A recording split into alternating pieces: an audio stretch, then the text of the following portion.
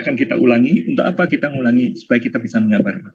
Ya, jadi kita akan menggunakan konsep-konsep yang ada di ini dia, yang paling penting ini, ya, kemonotonan dan kecekungan itu berkaitan dan sekaligus bisa dipakai untuk bekal kita untuk menggambar, ya. Jadi ini yang paling penting ini, kemonotonan dan kecekungan. Jadi pertama-tama kita harus bisa mengkarakterisasikan kapan fungsi itu monoton naik, monoton turun, cekung atas, cekung bawah, kayak gitu loh, ya. Monoton naik itu bila turunan pertamanya positif, cekung atas bila turunan keduanya positif, kayak gitu, ya. Nah, cekung bawah bila turunan keduanya negatif. Artinya ketika kita berurusan dengan cekung bawah, kita itu akan berurusan dengan maximization. Kayak gitu, ya.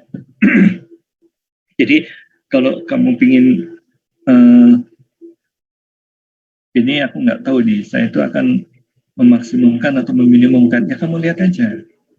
Ini fungsinya ketika tentu, ya, untuk titik ekstrim itu kan dijelajahi dengan 3 cara kan ya. Pertama, tentukan dulu titik-titik ujungnya, karena titik ekstrimnya nanti mungkin ada di titik ujung gitu loh, ya. Yang kedua, titik stasionernya, yaitu yang turunan pertama sama dengan 0. Yang ketiga itu adalah titik singular, di mana turunannya nggak ada, ya. Jadi kalau ada fungsi yang patah gitulah ya, tidak sampai terpisah, cuman patah aja nggak smooth gitu ya, continue tapi tetap continue tapi ada patahan, itu akan membuat fungsinya itu tidak bisa diturunkan. Nanti kamu akan belajar suatu fungsi yang misterius. Fungsinya continue, tapi di mana-mana nggak bisa diturunkan. Bisa kebayang nggak? Jadi isinya gigi-gigi aja terus. Di sepanjang nilainya itu, fungsi itu bergerigi gitu loh. Ada patahan gitu loh. Bisa bayangkan fungsi seperti apa itu? Itulah fungsi yang akan dipakai untuk memodelkan pergerakan harga saham, ya. Itu namanya Brownian motion atau random walk, ya. Jadi Brownian motion atau random walk, mungkin Brownian motion Anda sudah mulai mendengar kata itu di ilmu fisika, ya. Ketika Anda belajar fisika itu kan kadang ada sifat-sifat cairan atau apa ya, mungkin, tapi belum ya, mungkin semester 2. Tapi Brownian motion itu kalau digambarkan fungsinya, itu fungsinya kontinu, di mana-mana kontinu, tapi di mana-mana tidak bisa diturunkan, ya. Jadi, wah, luar biasa kan, fungsi yang di titik manapun itu selalu di ujung, ya.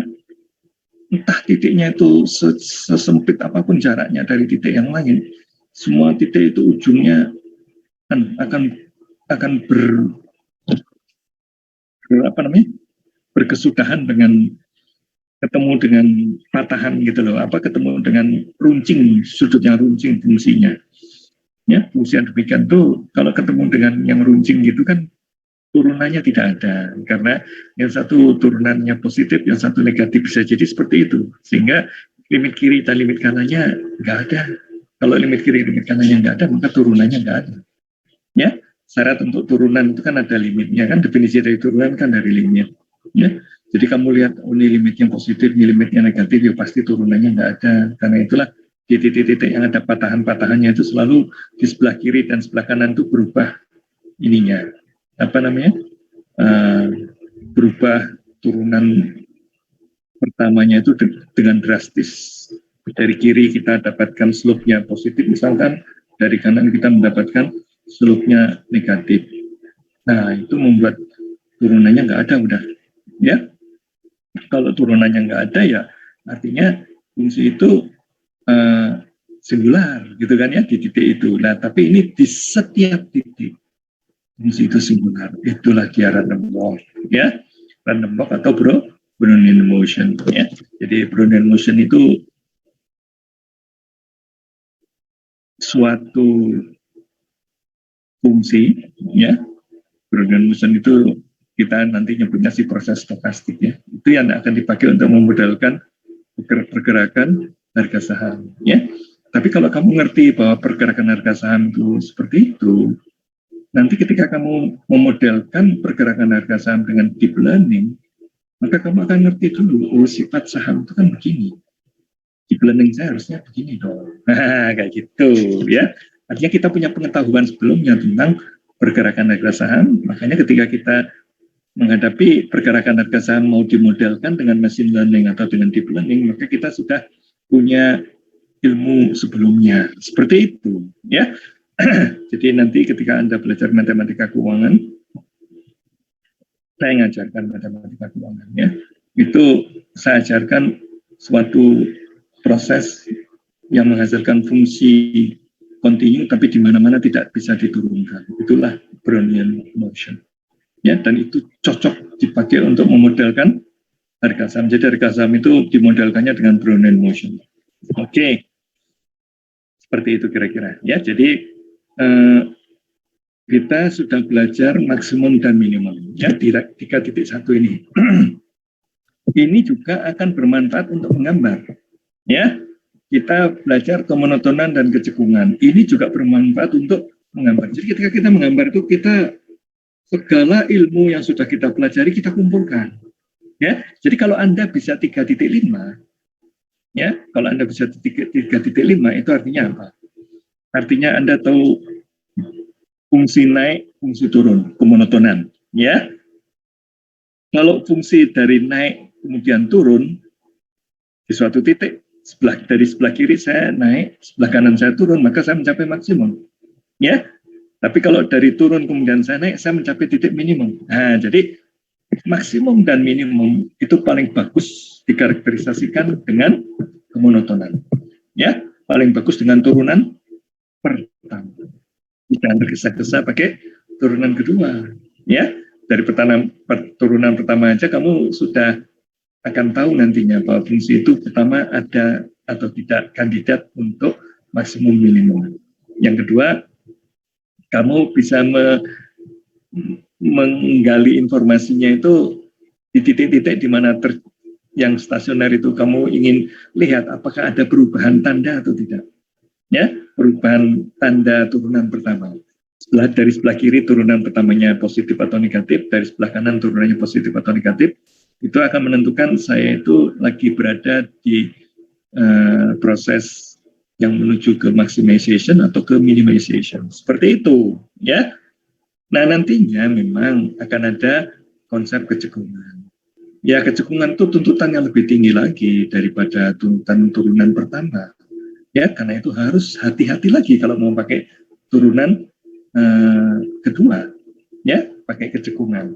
Ya, jadi kalau turunan pertama naik, kemudian turunan pertama di suatu titik kemudian naik, kemudian turun, nah itu kemungkinan cekung ke bawah itu, ya, itu cekung ke bawah itu. Kalau kita bergerak ke kanan kok selisih dari ininya kok negatif gitu loh, itu cekung ke bawah, selisih dari turunan pertamanya, ya. Artinya turunan keduanya negatif. Ya, selisih dari turunan pertama itu kan turunan kedua. Turunan keduanya negatif itu kita akan berurusan dengan maximization. Ya. Masalah akan muncul nanti ketika kita akan ketemu suatu titik akan kita sebut sebagai inflection point. Ya. Inflection point itu di mana titik itu tidak berubah kecekungannya. Ya. Jadi semula malah berubah kecekungannya, malah berubah. Ya, kalau yang nggak berubah kecekungannya itu malah yang tidak ada inflection point. Yang inflection point itu ada perubahan kecekungan. Ya, kalau maximization kan harus cekung ke bawah. Kalau maximization kan harus cekung ke bawah terus, gitu kan ya, supaya kita mencapai maximization.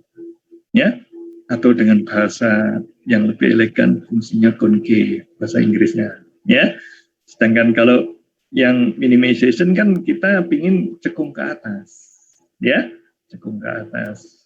Fungsi yang demikian akan kita sebut convex, fungsi convex gitulah ya.